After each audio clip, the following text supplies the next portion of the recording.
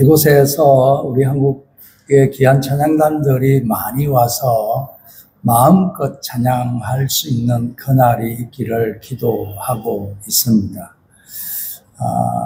여러분들이 사실 예배 드리고 싶어도 마음대로 아무 데서나 예배 드릴 수가 없습니다. 허가된 장소에서만 가능합니다. 이곳에서는 안심하게 예배 드릴 수 있습니다. 다양한 지역에서 지금 아마 휴가철 막바지에 이런 듯합니다. 직분도 다양하고 오늘 기도해 주신 목사님도 아마 휴가로 가족들끼리 오신 것 같고, 지난주에는 전사님 또 가정, 목사님 가정 또 오셨더라고요. 반갑습니다. 오늘 디모데후서 4장 9절에서 11절의 말씀으로 좋은 관계의 축복이라는 제목으로 함께 은혜를 나누겠습니다. 제가 평소에는 한 15분, 17분 그렇게 설교하거든요. 근데 오늘은 조금 길 것 같아서 중간에 빨리 해도 여러분 잘 알아들어 주셨으면 고맙겠습니다. 어쨌든 12시 안에는 마칩니다. 걱정하지 말고 편안하게 앉아 계시면 좋겠습니다. 이 관계에 대한 내용이라서 관계에 대한 예화를 어쩔 수 없이 많이 드려야 할 것 같습니다. 어느 가정에 부인이 갑자기 죽었습니다. 요즘은 병원에서 장례를 치르는데 옛날에는 가정에서 아파트가 처음 생기는 그때 가정에서 장례를 치루었습니다. 모든 장례가 절차가 끝나고 마지막에 집에서 나가는 발인하는 날 집이 아파트 4층이라 엘리베이터가 없고 해서 장년들이 여럿이 계단으로 내려오는데 세워서 내려올 수 없잖아요. 이렇게 평행으로 이제 내려와야 되는데 계단 때문에 또 계단이 좁아서 쉽지 않았습니다. 한층 빙글빙글 돌고 내려오는데 코너 돌 때마다 부딪혔습니다. 천신만고 끝에 1층에 내려왔는데 갑자기 가난해서 사람 소리가 들립니다. 가난해서 부인이 죽었다가 깨어난 거예요. 그래서 부딪히고 덜컹거려 자극을 받아서 그런지 깨어나서 다시 집으로 올라갔습니다. 부인이 자기 집에 들어갔는데 부인이 한숨을 크게 한번 들이내쉬더니 다시 죽은 거예요. 그래서 다시 장례를 치르고 간이 계단으로 내려갈 때 그때 이제 남편이 내가 앞에서 진두지휘할 테니까 코너 돌 때마다 부딪히지 않게 조심조심 운구하는 사람들에게 부탁을 했습니다. 뭘 이야기하는지 아시겠어요? 우리가 사람 관계에 있어서 가정에서 일어나는 것뿐만 아니라 서로 마음 아프게 하고 상처 주고 이런 부분들이 참 많습니다. 특별히 이 대인관계에서 여러 가지 많은 문제가 발생되기도 합니다. 배고파서 우울증 걸리는 사람은 거의 못 봤습니다. 가족의 문제 또는 직장에서 관계의 문제, 이 관계의 문제로 단절이 되면 그때 우울증이 걸리는 경우들이 참 많다라는 학자들의 이야기가 있습니다. 세상에서 나를 제일 사랑하는 사람이 가정에서 배우자이기도 하지만 세상에서 가장 상처를 많이 준 사람도 배우자가 아니겠나 싶습니다. 왜 서로 상처를 주고 받는 것인가? 어쩌다 이렇게 되었는가? 그런 생각들을 가질 때가 있습니다. 서로 상처 주고 갈등이 생기고 싸우고 다투고 화내고 또 헤어지고 또 힘들어하고 그런 모습들을 봅니다. 우리 몸의 질병도 대부분 관계의 문제로 스트레스를 받아서 생기는 질병들이 참 많습니다. 행복도 그대 있으면 내가 있고 좋은 만남을 가지면 거기서부터 시너지 효과가 나서 내게 소중하고 필요하고 중요한 그런 만남을 가지면 축복이요 행복인데 그런 분들이 다 여기에 와 계신 줄로 믿습니다. 우리는 복잡한 관계 속에 살아갑니다.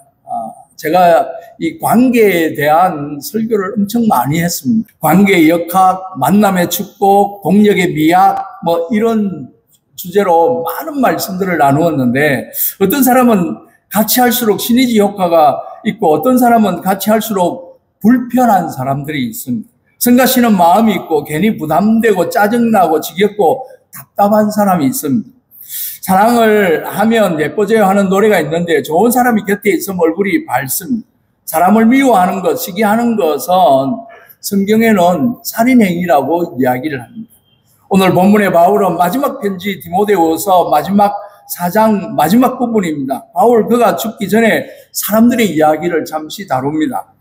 가장 강력한 영향력으로 기독교 역사를 뒤바꿔놓은 인물 이 사도 바울에게도 상처가 있고 아픔이 있고 문제가 있었던 것입니다.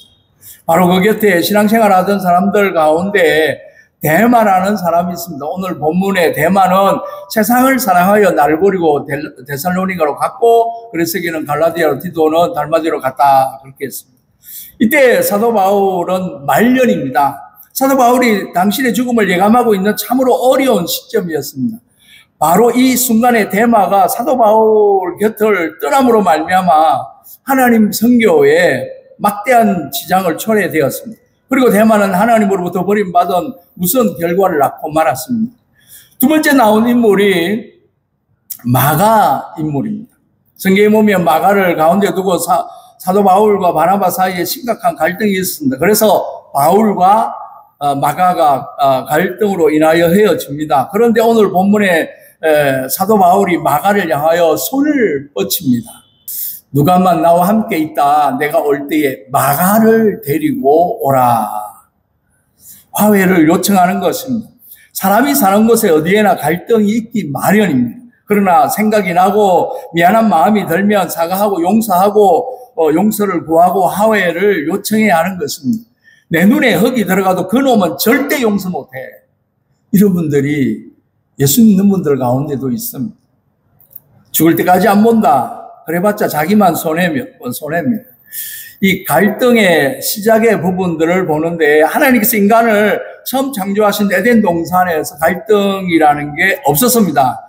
하나님께서 언제나 아담을 부르면 아담은 하나님 곁에 우뚝 서 있었습니다. 아담과 하와가 전능하신 하나님의 이름을 부르면 하나님은 언제나 아담과 하와를 만나 주었습니다. 그리고 부부 관계에도 아무런 갈등이 없었습니다. 아담과 하와는 동물들과 같이 놀 수 있었고 어린아이가 독사굴에 손을 넣어도 되는 그런 아름다운 곳이었습니다. 그러던 어느 날 아담과 하와가 선악과를 따먹고 범죄함으로 말미암아 이 땅에 갈등의 역사가 시작되었다. 죄가 시작이 되었고 결국 인간은 죽어야 하고 지옥에 떨어져야 했던 것입니다. 요즘 그 드라마 중에 트리거라는 이 총알 방아쇠라는 그런 본뜻은 그런데 갈등의 요인, 이 바로 죄라는 것을 우리는 볼 수 있습니다. 이 선악과를 따먹은 아담과 하와는 하나님을 피하여 나무 그늘에 숨었고 하나님께서 친히 찾아오셨습니다. 아담아 내가 어디 있느냐? 우리가 벌거벗었으므로 부끄러운 나무 밑에 숨었다고 했습니다. 인간은 하나님을 피하여 도망가는 존재입니다. 죄가 있으면 하나님을 피합니다. 하늘을 쳐다볼 수 없습니다. 맑은 대낮에도 날벼락 맞을까봐 조심합니다. 갈급한 심정으로 전능하신 하나님의 이름을 불러보지만 하나님을 만날 수 없는 존재가 되고 마는 것입니다. 죄 때문에. 널 왜 선악과 따먹었냐? 당신이 만들어준 여인이 먹으라고 그래서 먹었다는 남 핑계를 댑니다. 이렇게 핑계하는 존재가 되어버렸습니다.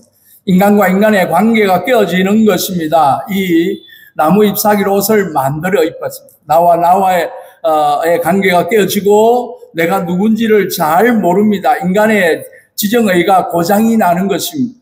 양심이 고장이 나는 것입니다. 그런데 인간들은 그 양심의 문제가 생겼는지도 모릅니다. 인간의 지정의가 고장났고 인간의 감정이 고장났는데 이 하고 싶은 일은 마음대로 되지 않는 부분들이 생기는 겁니다. 땅은 다시 왕건기를 내기 시작했고 다름을 보면 동물들이 도망가기 시작했고 자연과 관계가 또 깨어진 것입니다. 먼저는 사람과 나 자신에게 깨어지고 다음에 사람과의 관계가 깨어지고 자연과의 관계가 깨어져서 이제는 산과 바다가 강이 오염되어 인간을 공격해 오는 부분에 있습니다. 지금 베트남도 사실 한참 더운 날씨가 되어야 되는데 우기처럼 비가 오는 거예요. 여러분들 너무 이 8월 달에 40도까지 올라가고 그런 때인데 너무 시원한 때 지금 여러분은 여행 다니고 있습니다. 우리가 발견할 수 있는 무서운 한 가지 사실은 모든 갈등이 사람 때문에 일어난다는 것입니다. 사람이 없는 자연끼리는 갈등이 없습니다. 근데 거기 사람이 개입하면 파괴와 분쟁이 생기고 갈등과 다툼이 일어납니다. 문제는 나였고 문제는 사람이었다는 것입니다. 이 문제를 해결하기 위해 찾는 곳이 있습니다. 인생의 무수한 문제를 해결하기 위하여, 갈등의 문제를 해결하기 위하여 어떤 사람들은 점도 치고 사주팔자도 보고 굿도 하고 그렇게 하는 부분들을 보게 됩니다. 요즘은 결혼을 앞두고 웨딩 촬영하고 난 뒤에 사진집에서 웨딩 촬영한 사진을 안 찾아간대요. 뭔 말인지 알겠죠, 그죠? 결혼을 앞두고도 그렇게 갈등과 문제가 생겨서 결혼하기 전에 깨지는 부분들이 참 많답니다. 처음에는 행복에 된장 끓는 소리가 보글보글 납니다. 웃음소리가 납니다. 첫 아이가 나면 그 아이가 너무 귀여워서 으아둥둥 내 사랑 내 새끼야 하면서 어째 누굴 닮았냐, 나를 닮았어, 그렇지. 그렇게 하다가 아이가 커서 말 안 듣고 하면은 하는 이야기가 내 사랑 내 새끼야 하던 그 아이가 이제는 지 아비를 닮아가지고 지 엄마를 닮아서 그렇게 이야기를 합니다. 근심걱정 끓는 소리가 집안에 가득합니다. 와장창 살림 깨지는 소리가 납니다. 사람이 사는 곳에 갈등이 있습니다. 여기서 우리가 알아야 될 중요한 사실은 바로 그 갈등의 책임이 나에게 있다는 것입니다. 인간 때문에 갈등이 생기고 나 때문에 갈등이 일어난다는 것입니다. 이 갈등의 원인을 보면 인간이 왜 가는 곳에 왜 갈등이 일어나는가? 해결 방법을 찾아야 되는 부분에 있습니다. 인간 모두가 불완전하기 때문에 그런데 교회는 완전한 사람들이 모이는 곳으로 착각하는 사람들이 많습니다.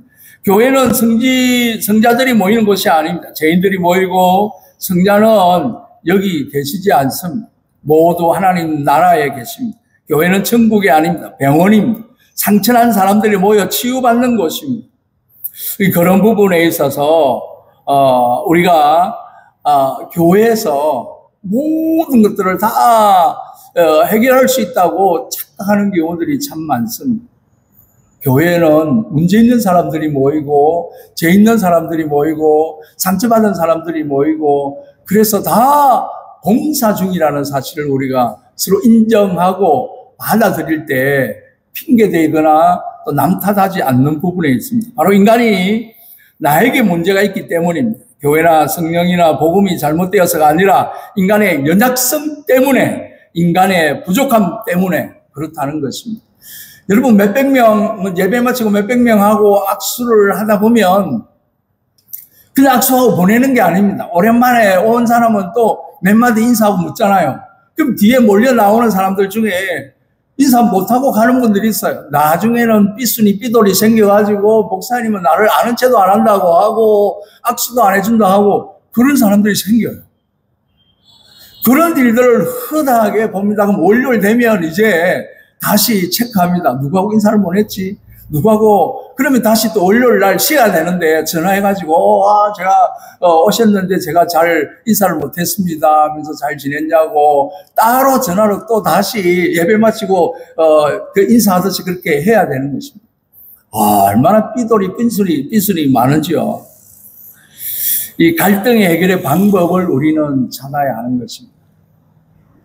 대개 그 갈등이라는 게 큰 문제가 일어나는 것이 아닙니다. 시시한 것 때문에 문제가 일어납니다. 부부 생활도 그렇습니다. 부부가 살아가는데 거창한 문제 때문에 일어나는 것이 아닙니다. 여러분 남북 통일이 빨리 되었으면 좋을 텐데 하고 싸우는 일은 없습니다. 세계 평화를 신속하게 이루어야 할 텐데 그런 문제로 싸우는 일은 없습니다. 아주 사소한 것 때문에 문제가 생기기도 합니다. 잘못된 관계를 가지게 되면 또 그것으로 말미암아 상처로 엄청난 또 문제가 생기기도 합니다. 왜 인간이 가는 곳마다 갈등이 생기느냐? 죄 때문에 그렇습니다. 양심이 고장나서 그렇습니다. 예수가 없어서 그렇습니다. 예수 안에 들어오면 달라지는데 그렇지 않습니다. 어떤 시골 할아버지가 백화점에 손주하고 갔다가 엘리베이터 앞에서 신기한 것을 구경했습니다. 엘리베이터 문이 열리고 한 분이 안에 쏙 들어갑니다. 근데 조금 있다가 다시 문이 열리는데 예쁜 아가씨가 내립니다. 할아버지는 깜짝 놀랐습니다. 분명히 나이 든 여자분이 들어갔는데 예쁜 아가씨가 나오니까. 잠시 후 문이 열리는데 예쁜 아가씨가 내리니까 할아버지 깜짝 놀라면서 옆에 있던 손을 잡고 뛰기 시작합니다. 할아버지 왜 그러세요? 니네 할머니도 저 기계 속에 넣었다 끄집어내야겠다. 여러분, 예수님은 신비한 기계와 같습니다. 예수 안에 들어갔다가 나오면 죄인이 의인이 되는 줄로 믿습니다. 낡은 인생이 새로워집니다. 이전 것은 지나갔으니 보라 새 것이 되었도다. 성경에 수많은 사람들이 기독교 역사상 수많은 사람들이 예수님을 만나 모두 새롭게 되었습니다. 저도 예수 안에서 새롭게 된 사람입니다. 어릴 적부터 교회는 다녔지만 중고등학교 때 나쁜 친구들을 만나가지고 고등학교 졸업하면 칠성파로 들어가야 되는 칠성파 형님들이 용돈을 줘가지고 고등학교 생활을 했어요. 그런데 어느 날 하나님 앞에 꼬꾸라져서 그 친구들을 다 끊고 새로운 삶을 살았습니다. 아예 교회 들어가서 살았어요. 옥상에서 혼자 살면서 새벽에 불 켜고 종치고 사찰 일들을 하면서 그때 집 나와가지고 지금까지 집을 들어가지 않았습니다. 여러분, 인생의 모든 사건 속에서 주님을 만나야 합니다. 그 만남을 통해 우리의 연약함을 강함으로 바꾸어 살아야 하는 것입니다. 실패의 순간을 성공의 기회로 만들어야 합니다. 여러분의 만난 그 어두운 밤, 실패의 밤, 절망의 밤, 고통의 밤을 찬란한 아침으로 바꾸기 위해서 주님을 제대로 만나야 합니다. 나중에 사진 보여 볼 건데 교회를 다닌다고 다 구원받는 거 아닙니다. 예수님께서 제자 베드로를 만났을 때 베드로는 갈릴리 바다에서 밤새도록 고기를 잡았지만 잡지 못했습니다. 빈배로 돌아오고 있을 때 예수님을 만났습니다. 밤새 고생하고 고기 한 마리 잡지 못한 실패와 낙심과 좌절의 상태였습니다. 그때 주님이 찾아오셨습니다. 어떤 이는 건강의 배를 안고 천부 여지 없어서 하고 두 손 들고 나가는 사람이 있고 또 어떤 사람은 실패해가지고 어쩔 수 없이 질질 끌려 나가는 사람이 있기도 합니다. 때로 사랑의 빈배를 안고 허탈과 허무에 빠진 사람이 있습니다. 여러분 기억하십시오. 인생의 밤은 우리가 절망하고 낙심하는 그 순간이 아니고 주님을 찾아오는 그 기회임을 기억하시기 바랍니다. 무신론자 철학자 니체는 기독교를 약자의 종교라고 비판했고 나사렛 예수는 인생의 걸레들을 데리고 다니며 혹평했습니다. 그러나 니체가 몰랐던 사실이 하나 있습니다. 우리 주님은 약자들을 들어 강하게 사용했다는 사실을 믿으시기 바랍니다. 인생의 걸러 쪽지들을 불러서 하나님 나라 멸류관으로 삼으셨다는 사실을 믿으시기 바랍니다. 여러분 실패를 두려워하거나 고난을 두려워하는 것이 아니라 주님을 만났을 때 우리에게 새로운 힘과 용기를 가지게 됨을 기억하시기를 바랍니다. 그래서 좋은 만남의 이 축복은 우리가 이 땅에 살아가는데 많은 인간들을 만나는 부분에 있지만 그 기본, 그 기초에는 우리 주님과 함께 해야 된다는 사실입니다. 베드로는 예수님을 찾았을 때 자신의 빈배에 은금 부활을 가득 담아 주실 것을 원했는지 모릅니다. 그래도 빚도 갚고 가족들과 기쁘게 해주고 싶을지도 모릅니다. 그러나 예수님께서는 고기를 담고 금은 부활을 담아야 할 그 배에 어떻게 하셨습니까? 주님이 직접 탔지 않았습니까? 그 빈 배에 금이나 은이나 돈을 고기를 거기 넣은 것이 아니라 우리 주님이 직접 그 빈배에 타셨다는 사실입니다. 이 빈배에 예수님이 타셨다는 사실입니다. 이것이 축복입니다. 이것이 진리입니다. 아멘 하는 분에게 더 큰 은혜가 있을 줄로 믿습니다. 할렐루야. 베드로의 빈배를 채우기 전에 먼저 영혼의 빈배, 말씀의 빈배를 채워나가는 저와 여러분이 되어야 될 줄로 믿습니다. 내 삶에 기도가 비었구나. 내 마음에 말씀이 비었구나. 은혜가 비었구나. 채워야 합니다. 문제는 믿음입니다. 말씀입니다. 영혼의 그릇이 문제입니다. 우리 인생에 주님의 손길이 닥치면 인생의 값이 달라집니다. 버려진 인생이 예수님을 만나면 삶의 능력이 달라집니다. 이 시간 주님은 여러분을 만나기를 원하고 부르고 계시기를 원합니다. 예수님은 베드로의 빈배를 찾아오셨고 예수님은 베드로는 주님께 그 빈배를 내어드렸습니다. 바로 여기에 새 역사가 일어나고 기적의 창조의 역사가 일어나는 것입니다. 예수님께서 베드로의 배를 사용하심으로 모든 것이 달라졌습니다. 만남에 힘이 걸었습니다. 내 삶이 주님을 발견하고 주님을 따르게 되는 것입니다. 만남은 신비입니다. 만남은 변화입니다. 만남은 기적인 것입니다. 인생의 모든 문제는 예수를 만날 때 해결될 줄로 믿습니다. 인생의 모든 문제를 통하여 우리는 예수님을 만나고 그 만남은 곧 능력이고 우리의 삶의 새로운 시작임을 기억하시기 바랍니다. 말씀을 정리합니다. 주님을 만나야 합니다. 예수님을 만나야 합니다. 그 주님을 내 마음에 모셔드려야 하는 것입니다. 하나님의 놀라운 사랑을 받아들여야 되는 것입니다. 십자가의 주님을, 십자가의 그 사랑을 믿을 때 우리의 삶이 달라지는 것입니다. 이제 저와 여러분은 언제나 사랑받을 자격이 있는 사람들입니다. 그래서 이 땅에서 하나님을 만나고 그 만남을 통해 주변 사람들에게 영향력을 끼치고 사랑하고 섬기고 베풀고 나아갈 때 하나님의 나라는 점점 확장해 나아가게 될 줄로 믿습니다.